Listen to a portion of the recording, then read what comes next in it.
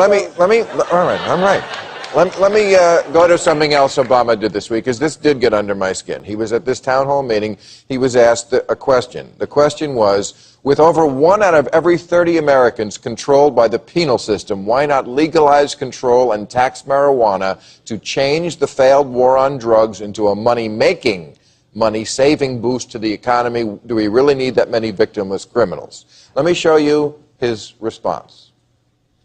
There was one question that was voted on that ranked fairly high, and that was whether legalizing marijuana would improve the economy and job creation. And I don't know what this says about the online audience. The answer is no, I don't think that is a good strategy to grow our economy. See, a couple of things are infuriating about this. What? First of all, we know why you mad. Yeah. Right, and you're not. But I'm not really. Well, but listen, I think that in the country, okay, if you got a president where people smoke cigarettes every day, they can drink beer at 8 o'clock in the morning, they can watch every stripe of pornography known to man, then why not legalize some fucking weed and make some money? You know what I'm saying? okay. I mean, by the criteria that's already set in the society as it is. You know, you're saying you can't smoke to, you know, I've seen 6-year-olds smoking, going to school. I know that everybody, I mean, making money doesn't seem to me to be the point. You know, I mean, this is the legalizing marijuana question. It's because the police don't want to police it. You know, I mean, everybody who talks about this in every country of the world says this is not a crime. You know, it doesn't lead on to... But it is a big moneymaker. Well, you know, that's a subsidiary. Sometimes money is not the first thing. But it is now that we're in such need of money. Oh, we think this... Oh, so you print dollar bills from green stuff?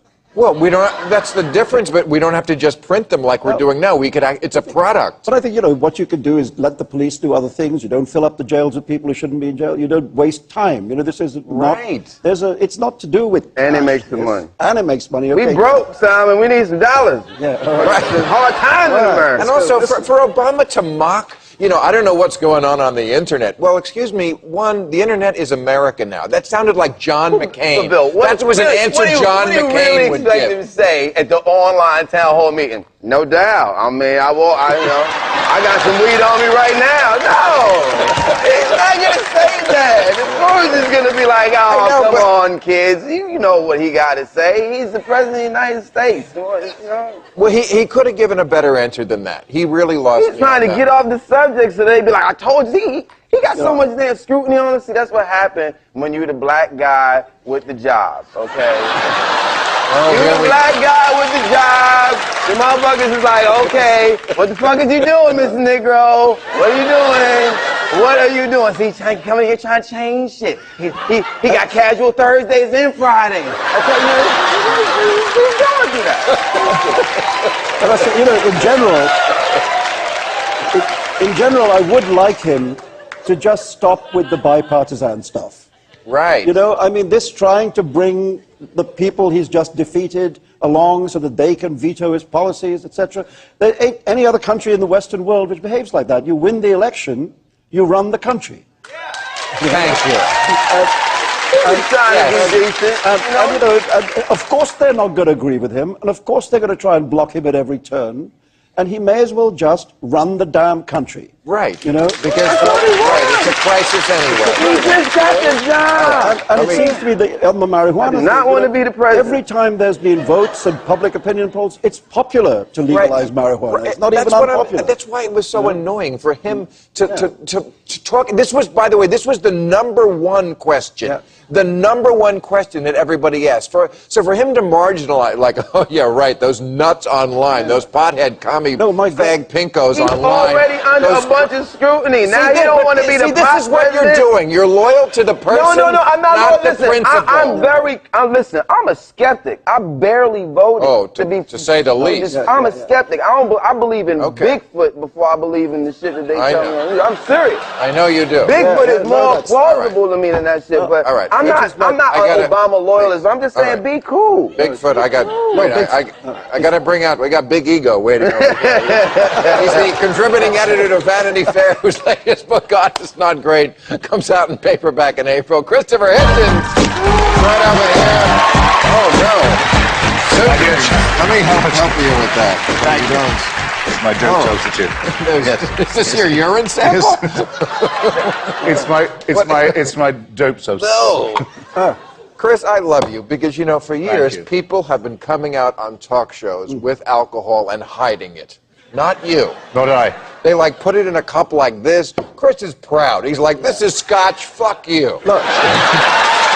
Well, in the case of Christopher, it's far too late to hide it.